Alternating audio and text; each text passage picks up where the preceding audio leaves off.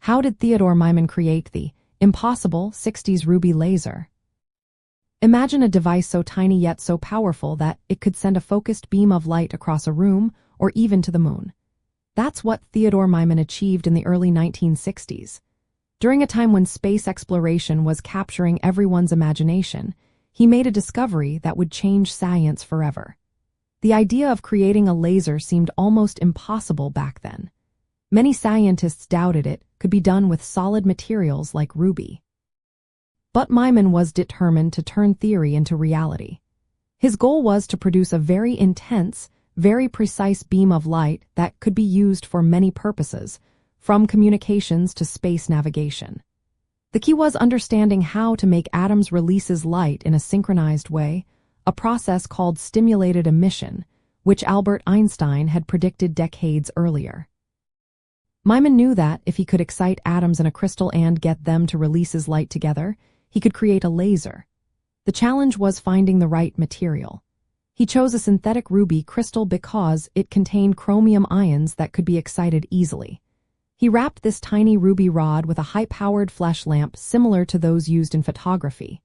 When he fired the flash, it sent a burst of energy into the ruby, exciting the chromium ions.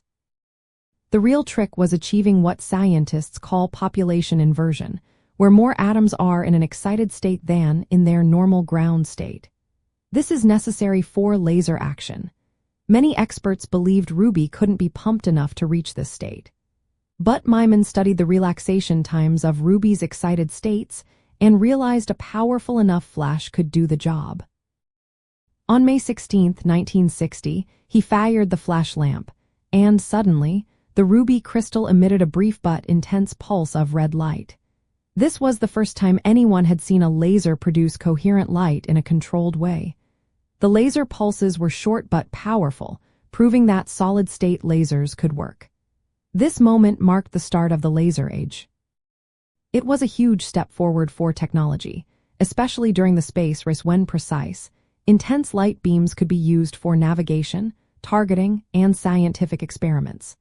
Maiman's invention was made with just about $50,000 and a lot of careful work. Despite skepticism from others, he believed in his idea and proved them wrong. His success surprised the scientific community and opened the door for many new inventions. In the end, Theodore Maiman created the impossible ruby laser by choosing the right material, using a high-energy flash lamp to excite it, and carefully understanding how to make atoms release light together. This tiny device launched a new era of technology that still influences many fields today.